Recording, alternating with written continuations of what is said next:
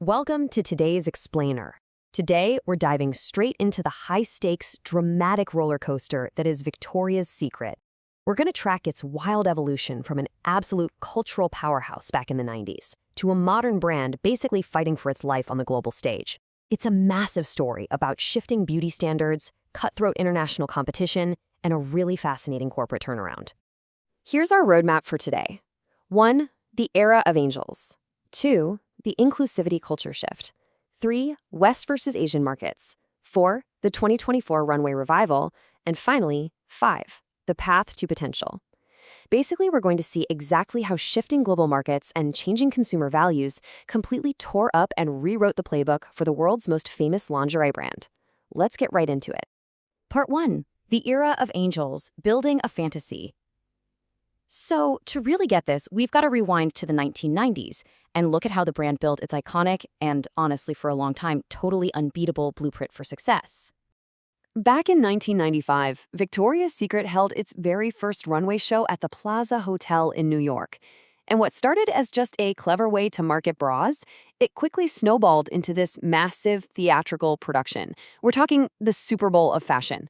By 1997, they introduced the whole angel concept, complete with those massive iconic wings. But as we track this timeline forward, shifting consumer trends eventually forced the total cancellation of this massive cultural touchstone by 2019. But why did it get canceled? Well, you really have to look at what that angel actually stood for. For 2 whole decades, supermodels like Tyra Banks, Gisele Bündchen, and Adriana Lima literally defined the brand. They symbolized this aspiration that printed money for years. But ultimately, it proved to be an ultra-narrow, totally unreachable standard of Western glamour for the everyday person. Victoria's Secret wasn't just selling underwear, right? They were selling a highly specific, highly exclusive fantasy. That brings us to part 2, the inclusivity culture shift, a brand out of touch.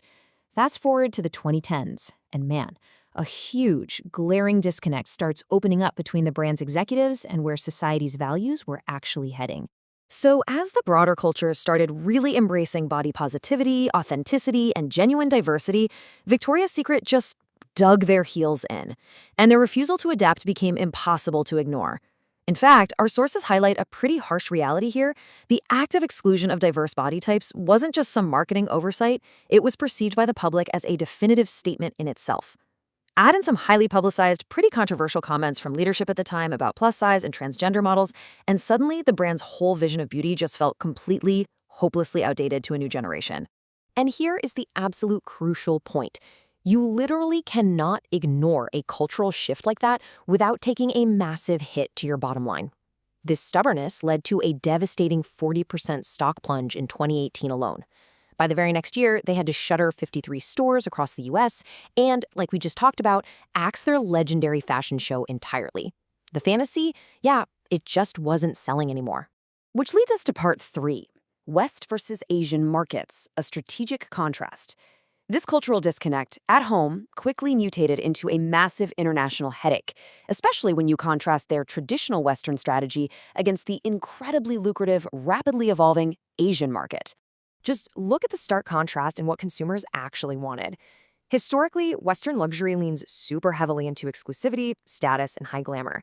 But over in Asia, and specifically in China, consumer tastes were pivoting fast. Modern Chinese consumers started prioritizing personal empowerment and, crucially, comfort alongside how something looked. They were demanding softer fabrics, adjustable fits, and they wanted brands that actually showed some social responsibility. That old, rigid, sexy playbook, it just wasn't translating over there. And because of this massive shift, incredibly agile, homegrown competitors, brands like Miwai and Banani, just surged ahead.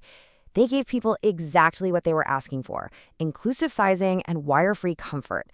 Plus, the sources point out some huge untapped opportunities in China. Get this, their overweight population is projected to hit over 65% by 2030. That means the plus-size market there is absolutely astronomical. You've got local plus-size influencers like Yang Tianzhen pulling in hundreds of thousands of viewers on live streams. There's also this amazing, growing focus on adaptive clothing, really driven by campaigns celebrating people with physical disabilities. The hard lesson for Victoria's Secret here was that true, sustainable global expansion takes deep cultural resonance. You can't just copy-paste a Western fantasy and expect it to work everywhere. All right, part 4, the 2024 runway revival, blending nostalgia and progress. So how do you bounce back from all of that? Well, this brings us to the incredibly high-stakes comeback strategy launched by CEO Hillary Super. After a 5-year hiatus, bringing the runway show back in October 2024 was an incredibly calculated move. The strategy was basically a 3-step tightrope walk. First, retain that core identity. Bring back the iconic wings, the glamour, that bombshell nostalgia. But second, blend that seamlessly with genuine, actual diversity. And it was a fascinating pivot. They put runway veterans like Kate Moss right alongside curvier models and transgender stars like Alex Consani. It was a very deliberate third step to rebuild their cultural capital globally by proving that their definition of an angel could actually be multifaceted. And you know what? The execution absolutely worked. We're talking a staggering 61 million streams for the show. But if you're looking at the business side, which we are, it drove some crazy spikes in engagement. They saw a 60% year-over-year lift in web traffic and a 15% bump in brand new customer acquisition. They somehow managed to strike that emotional chord again. And critically, they converted those viewers into actual buyers. So, part 5, the path to potential. Hard financial results. Let's see how all this cultural pivoting actually translated to the corporate bottom line by the time we hit 2025. Running under their new strategic banner, fittingly called the Path to Potential, the company rolled out a massive operational overhaul. And if we dive into their official financial reports, well, it confirms that the turnaround strategy is officially paying off. Just look at this number. In the fourth quarter of 2025 alone, net sales hit an eye-watering $2.27 billion. That is an 8% increase in comparable sales just for that quarter. For the full year, they absolutely crushed their top and bottom line guidance, showing broad-based outperformance across pretty much all their brands, channels, and geographies.